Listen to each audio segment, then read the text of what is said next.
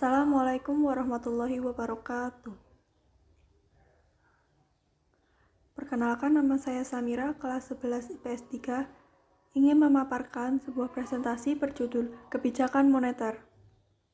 Kebijakan moneter memiliki peran yang sangat penting dalam menjaga kestabilan nilai rupiah.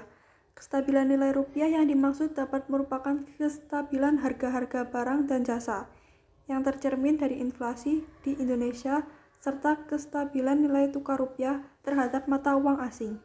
Untuk menjaga kestabilan nilai serta tingkat inflasi tersebut agar tetap rendah, Bank Indonesia menggunakan beberapa instrumen kebijakan moneter.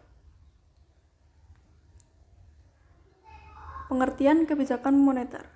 Kebijakan moneter adalah seperangkat kebijakan ekonomi yang dibuat untuk mengatur ukuran serta tingkat pertumbuhan pasokan uang di dalam perekonomian negara.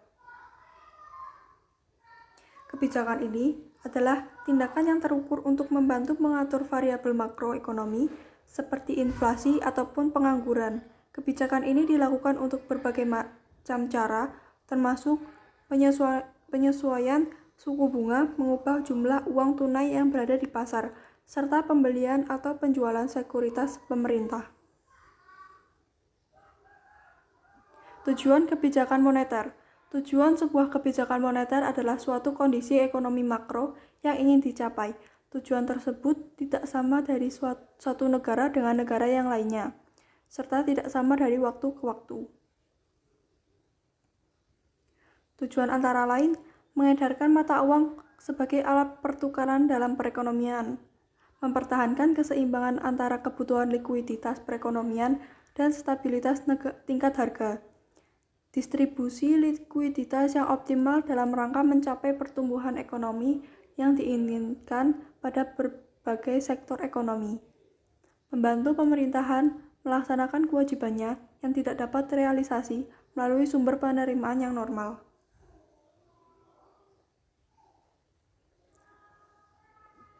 Macam-macam kebijakan moneter. Yang pertama, ada expansive atau monetary expansion policy.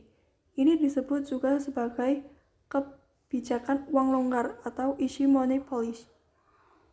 Maksudnya yaitu, kebijakan tersebut dilakukan melalui bank sentral yang bertujuan untuk menambah jumlah uang yang beredar di masyarakat ketika negara mengalami resesi atau depresi.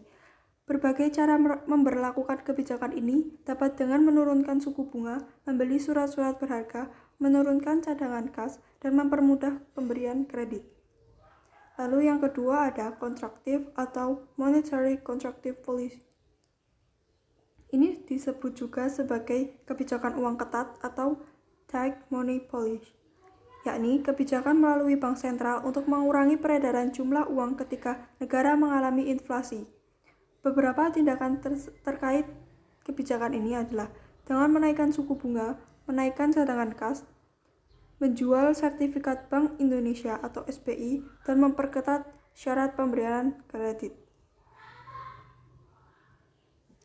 Berdasarkan Undang-Undang Nomor 3 Tahun 2004, Pasal 7, tujuan utama diberlakukan kebijakan moneter adalah menciptakan kestabilan nilai uang yang beredar di masyarakat.